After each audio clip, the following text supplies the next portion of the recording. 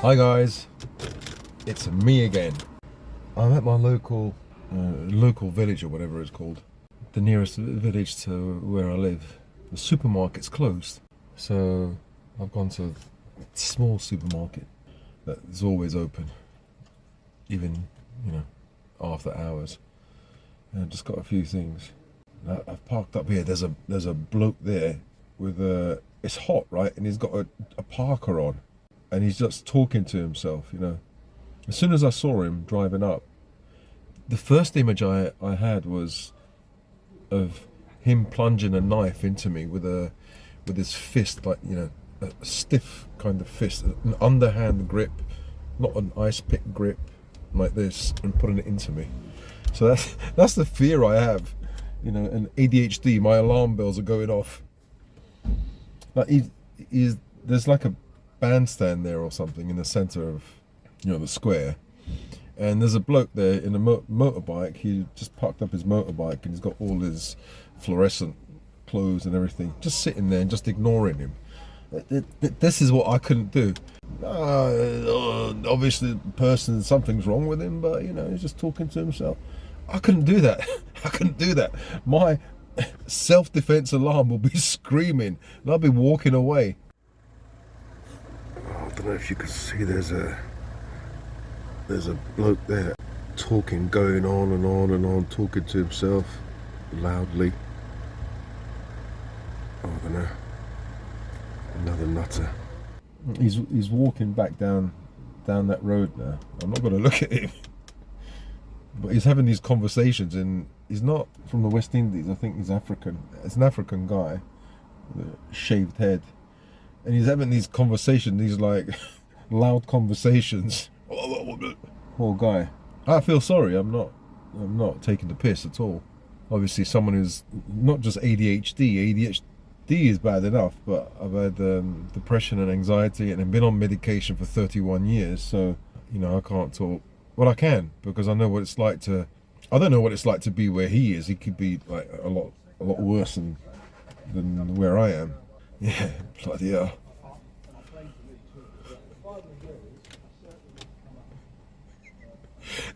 Three blokes that just went by. One guy had massive, like really thick eyebrows, the thickest eyebrows I've ever fucking seen. Like, there used to be a guy called Dennis Healy. These are much worse, like bang.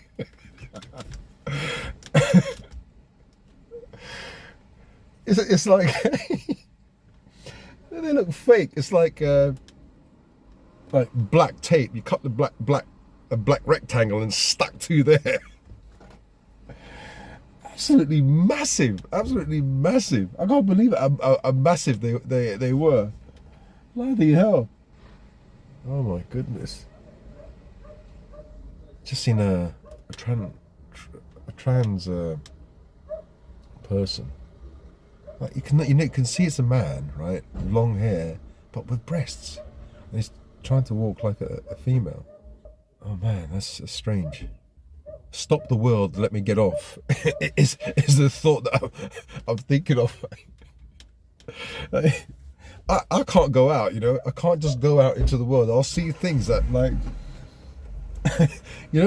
like, was it David Attenborough in Life on Earth when I was a kid, and so you can hear him narrating, speaking in the background. And this is how the female attracts the male with her feathers, and I'm just like that. When I look at people, I'm thinking, all you have to do is put a narration in the background, and that's me. I'm just looking at what happens, like a nature documentary, because it's all new to me. I'm thinking, oh wow, did people behave like this? It just shows that I haven't been in touch with the world for ages. The only contact I have with the world is the internet. The trans guy just walked by again. I'm not looking down on him at all. Not good or bad. The thing is, people walk by and see this stuff. The nutter, the sorry, not nutter, but the guy talking loudly, and this guy, and they don't, it doesn't affect them. It's like the normal. Like for me, I'm just looking and thinking, oh, okay, that's interesting. I know I'm going to get in trouble because all it takes is one of these guys to react to my reaction, and it won't be good. I tell you, I swear, well, I went into the co-op, right, and I saw that guy with the parka who's going, I don't know, some language, and he was having these discussions, and I was just thinking, if he comes near me, I've got to switch. Basically, I can switch the boot. I can put the boot up, and although I've only got the females, but they'll go mad if any guy came near me. So I was already thinking. I had that plan. I was thinking, if he comes near me, I'm going to press that button. They're going to run out. I'm going to call them. Betty's the mum. She'll defend me. Sally, she is quite naughty as well. Yeah, talking about Sally, she ran away again. She and Jerry ran away. The corridor is secure, but it can't be, like, you have to be 100%, you can't make one mistake. I put 2 of them in the corridor, another 2 in the, when I say 2, my dogs, another 2 in the kitchen, and Dave, who was he? Dave was in another part. So basically what I'm saying is I have to section them off, otherwise they'll fight and kill each other. So all of them are being done. So far, Jerry, Dave, Bob have been done, neutered, and so Timmy is the one that is going to have the chop. How do you say it? Has to go for the chop. So you would have thought they calmed down after you cut those off. You would have thought they calmed down. No. Like Bob, the next day he was like barking mad. I thought, yeah, I could take him out for a walk. No. You saw another dog, he started going crazy, barking, and I have to actually pull him back. They're almost out of control, totally out of control. And it's not their fault. It's not my fault. It's just, there's too many of them. And you can't focus on a dog. Like you've got 5 or 6 dogs, let's say.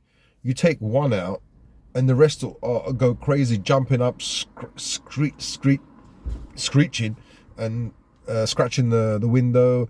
They go nuts. Because all of them have got separation anxiety. They're part of a group, so they can't be separated. And when you do separate them, then when you reintroduce them, they fight. I can't believe, how can dogs turn on each other? They're part of the same litter, the same family. They've had a few fights, and it's every time there's a fight like that, it's so stressful. Really, really stressful. Because it looks like they're going to kill each other. They're really going to kill each other. You have to, if it's out in the field, that's it. They're dead. Someone's dying. Or maybe they stop, because it's never reached the point where I let them go at it. I always intervene, and it's always at home or near the house. So what I would do, I would drag one dog and then get a door as leverage and just squeeze on the other dog's face, and usually he lets go. Sometimes you have to do more than squeeze, but you have to do something, otherwise they'll kill each other. So what you do is you close the door on the dog. This one gets liberated, and so then you've got 3 other dogs that are killing each other. I think what happens is there's a smell of, I don't know, a rage or whatever it is. It's kind of like a prey drive, but I didn't realize that prey drive would mean they would turn on each other and actually try and kill each other. It's weird. Once there's a fight between just 2 of them, everyone joins in. Everyone, apart from Mum, she doesn't join in. The last time they were fighting, there was 4 of them fighting, and then Sally, I just opened the door to see what was going on. She was in the room with me. She's tiny. She just dived in, boof, and started biting. It's like there's some pheromone or something. There's something in the air that it will make them fight. They don't think. They just boom, go and fight, and it is really, really stressful when that happens. And it's so physically tiring when I'm pulling them apart, closing the door, and I don't think, I just do things quickly. You're in the zone, as it were. Yeah, I know you really are in the zone. The last time I just sat on the sofa, just exhausted, totally exhausted, because I used to use all my force, all my power and speed, and not think, just save them. They don't learn, so I can't keep them together. If I separate them, then the more I separate them, then when they're reintroduced to each other, they start growling, and you have to keep saying, no, leave it, no, leave it. About 100 times a day I have to keep saying this. German Shepherds are territorial. They have their space and they don't want another dog, even if it's part of their family, to go near them. The females are okay. So that's why I've kept the females. But the problem is now, well, Sally, as I always said, she's the instigator of trouble. She starts trouble. She probably ran into the fields today and Jerry followed her. I'm going to have to get rid of Sally. To be honest, you know, with ADHD and the stress that I have, the vet said it's better that you get rid of most of them. Keep just 2 dogs. And that makes total sense. If I don't think about it emotionally anymore and think of my own health, it's enough to make anyone go crazy, you know. Every day stress, every day. Like I wake up in the morning with them clawing on the door because I can't keep them in the house with me. I have to keep them in the corridor. The corridor isn't outside, it's an in-between. In the morning there's a large place for them to go and do a pee, you know, so they've got enough space. But of course, I think the dogs don't like to poo or pee near the den, you know, near where they sleep. But there is a place far away. There's a long corridor, and then it turns, and there's another corridor, and that's where usually they do their business if they can't go out. But still, in the morning, they're squealing. Sally's squealing. Jerry's scraping the door. Another one's barking, and woe betide if they jump on one of the doors and it opens. They all run for run for freedom. And then, you know, you have to chase them, you have to catch them. And it's like they want to run away because they don't have a life, you know. With me, they don't have a bloody life. I'm the most boring fucking person on the planet. I never go out. And I thought, okay, even if I don't take the dogs out to the town, I could just let them out. I've got 6 bloody acres. But those 6 acres, I might as well just be living in London in a flat. Because as soon as they leave the house, they've got a chance to run. But the perimeter fences are, as I said, porous. They'll go right through them into the fields, and then I'll get in trouble with the police again. And I don't want that. If they bite another animal, you know, or a sheep or whatever, they get put down. Well, there's no sheep now, but there's so much responsibility and stress with these dogs. So who do I keep? See, then there's a problem. Because the vet said, well, I said, Jerry I can't get rid of because he'll be put down by the police. Because I have to give him to the police. Because he's got a dog at home order. So I have to keep him. Timmy, he's really close to me. He's chosen me as a puppy. He's always close to me. And like, if I gave him away, I feel like a traitor. So that's the second one I have to keep. Dave, my daughter's going to take him away. So that's 2. So that's 3 dealt with. Betty, the old girl, you know, the mum, there's no way I'm going to get rid of her because she's my old dog. So I can keep those 3 then. Jerry, Timmy and Betty. Bob and Sally will have to go. I don't know what to do. I just went out because one of the females at home has got a period and bloody hell. You can't say anything. You're always at fault, you know. Always at fault. I tell you that the period thing, I know women can't help it, but it's absolute madness, you know, madness. It's like having a mental illness once a month. And yeah, okay, I'm not being, you know, some people say, well, you don't understand. Well, I understand what it's like to have mental illness. I have to take a tablet every day. I've taken it for 31 years to calm myself down. So maybe like women should take, who are really affected, instead of taking it, I want a bit of chocolate. take an antidepressant for once a week for, you know, for the time that you're going to be going nuts and making people's lives hell. I've got 3 of them at home, right? 3 of them, right? For 1 week. 1 week in a month, you know, they go absolutely nuts. And so that's 3 weeks in a month that I've got problems. I've been spending more and more time at my friend's place. But now I feel that, like I'm overstaying my welcome. I mean, she hasn't said anything, but I pick up on things. And then maybe that's my ADHD, because, if you've got ADHD, you're ultra sensitive, so sensitive. You feel that maybe I pick up on things that aren't really there. So I'm not sure. I'm not sure really what's going on. Someone might say something, and you might pick up on it and think, oh, okay, maybe I'm making the person's life a bit stressful. So you back away, or maybe I've offended that person, so you back away. And I tend to be like that. With ADHD also, as I've said in the past before, you look behind you and there's a queue of broken dreams, things that never happened. And then I suppose hobbies and things that, not just hobbies, things that I really wanted to do and I was into at the time. But then once motivation goes away, I don't know. It's as if you've been tricked by your own brain. If it was somebody else, you could bloody sue them.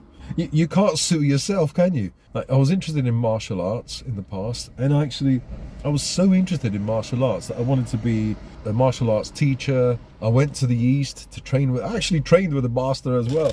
I met a few of them. A master indeed. Yeah. I wanted to do art, drawing, painting. So I always wondered, this is the purpose of my life. This is what I want to do. And then the motivation left me because I thought, oh, I'm not good enough, or yeah, I suppose it's perfectionism. Because I realized that I'm not good enough, whatever good enough means. I'm not perfect. I'm not a master at this. And so it's almost, if I see other people that are better than me, I think, what's the point? I don't want to be second best. I don't want to be, when I think about it, it sounds so silly, doesn't it? Why do you have to be the best? Second best is brilliant. Second best in the world or whatever, or in your own town or whatever. But I feel that, and also, I don't know if you guys ever gotten that feeling that I had an idea of doing a business, and I started doing that business, and then after a year, I stopped after a few weeks.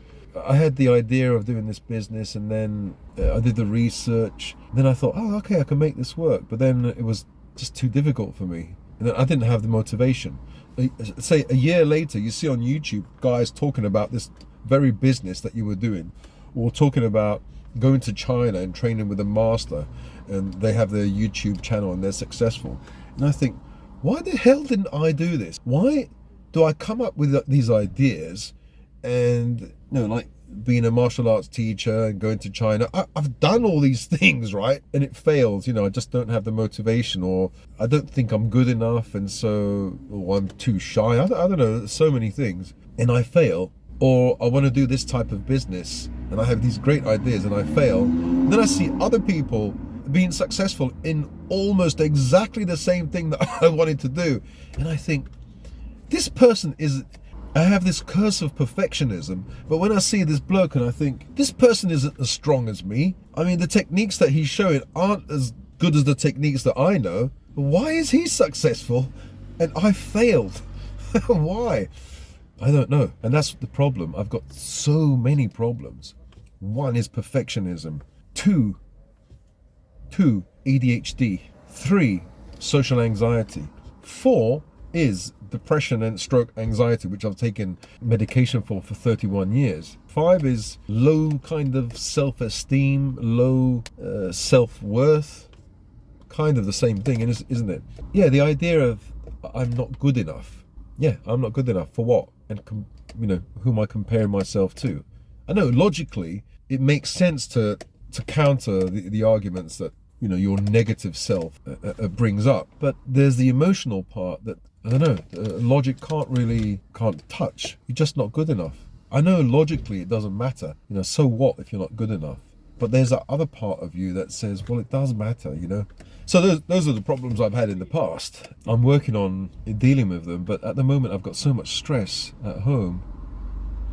Soon I'll hopefully move into a small place with a few less dogs, because Dave, my other half, no, the lady inside, she's going to take Dave because my daughter wants her. But the thing is, she's not even looking after her anymore, because now she's a teenager. She's got hormones all over the place. She's got lots of work from school. So I don't know if they'll even look after Dave. So he might bloody be coming back to me. That's a big dog. And he doesn't listen to me because he listens to his own owner, his own mummy. So I don't know. But Sally, unfortunately, she has to go. And I have to maybe consider getting rid of Bob, so I have 3. If I can train 4, if I can take 4 out at the same time, hopefully now that they've been, the males, now they've been neutered, their T levels will drop. They'll be less aggressive and hopefully more passive, not jumping around, like climbing up the wall, going nuts. I have to take them out to burn some of that energy. But, you know, when they fight is really horrible. It's really, really horrible. And, you know, I know how to look after them. I know how to deal with them. They don't listen to me. Someone might say, you know, what would they say? Well, you're supposed to be the alpha male. What kind of leader are you? They don't listen. They've got that, I don't know, those pheromones all over the place. They've got that red mist. I don't know what happens, but they don't listen. Even their mum just moves out of the way and sits down and sleeps. You know, so she's out of the equation as well. They just go nuts. I tell you, if the police ever saw one of these fights, they'd be calling round and saying, look, please make sure your dogs are secure. And that's what I've been doing. They've been in a prison for about a year and a half, because I can't let them out onto the land, because they'll just go, they'll bypass the fences and go into other fields, and then they'll be taken away. So I have to keep them in the house, take them out one by one. When I take one out into the field, the others go nuts, screaming, yelping, you know, barking. My wife puts them outside, you know, ties them to a long lead on the tree. You put them there for about 5-10 minutes and start barking like crazy. They don't want to be tied up. They want to be free. So there's chaos and there's lots of stress with the barking. Lots of barking. They just want to be in the house with me, all in the same room, and then they're fine. Which I'd love to do, but there's hairs bloody everywhere. And my wife, she's just changed the carpet, so now definitely they can't stay in the house. And that's what makes it difficult. Hopefully, oh God, low battery. I've had the ignition on all the time. Not on, but the key in. Yeah, so hopefully we'll sell the house soon. But I need to get out of this place and find a good situation, a good environment for the dogs that I have left over and for myself. Because it's getting ridiculous now. You know.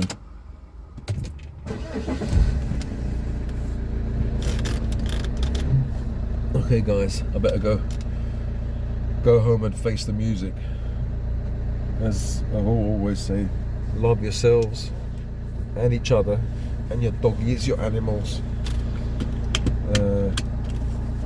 Oh yeah, I was just about to say, our cat Minnie, she was I'm gonna hit the bollard for sure.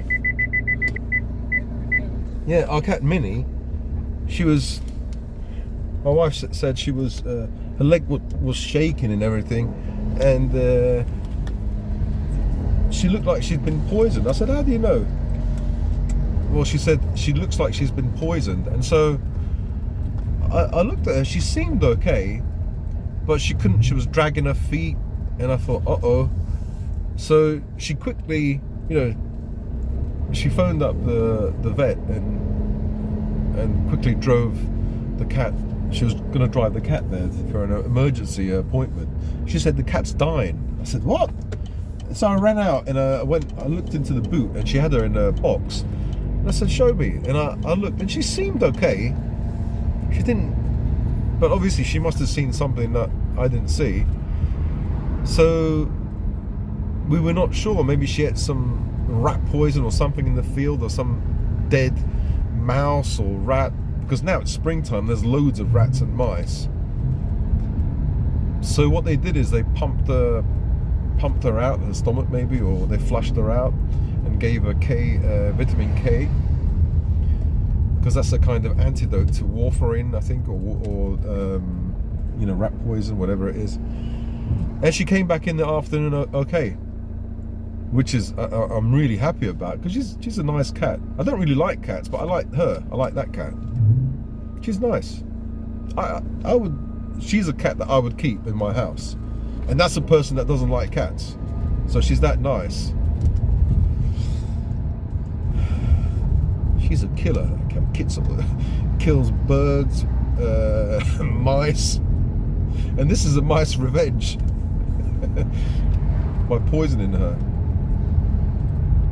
Yeah, so I have to go in on the land and see if there are any dead rats or mice or whatever. Yeah, and that cost about 350 quid. And they wanted to do, they didn't know what the problem was. They said, to know what the poison is or what the problem is, we have to do blood tests. And that would have been a further few hundred quid. So my wife said, no, just fix the problem. I don't have any money.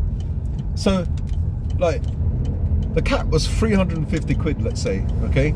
We had all these 4 dogs, 360 quid each to have them done, have them neutered. So that's 350, let's say, so that's 5 times 350, let's say. I don't know, that's a lot of money, isn't it? Plus 4,500 for Betty to have her pyometra fixed. These these vets are laughing all the way to the bank. These guys make so much money. Like, hang on, 350 times 2, right? That's 700 quid. So that's 1,400. So let's say 1,000, say 700 plus 4,500. Is that 7 grand? It's a lot of money.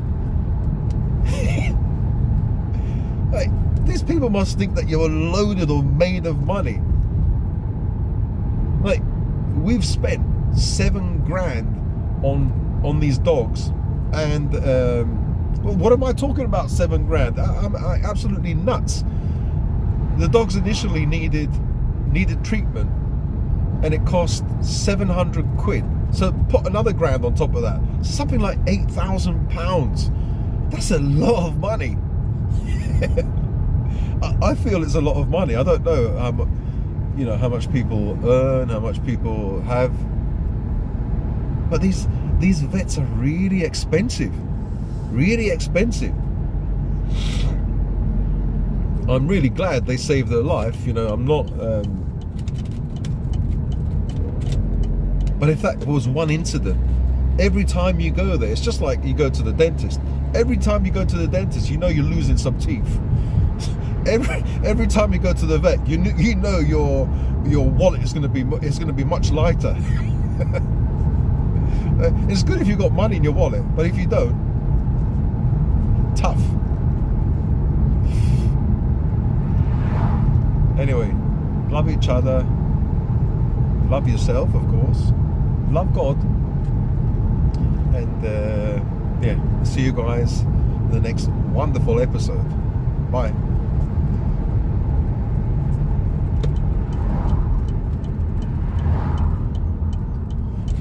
You're gonna have some Burke saying, "Don't you know it's illegal? It's against the law to drive, to drink, not drink and drive.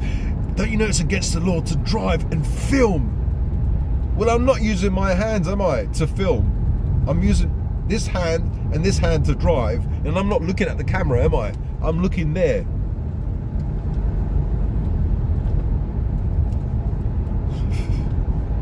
Some people are absolutely nuts.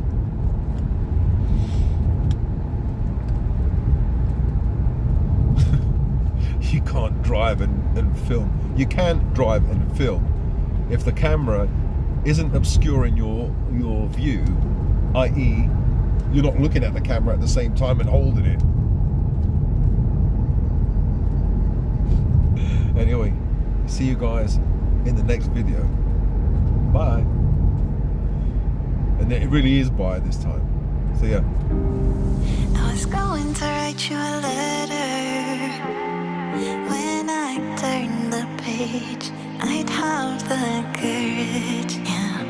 And it's tough to let go even after all of this time. You are the reason why I'm fucked up, was jacked up.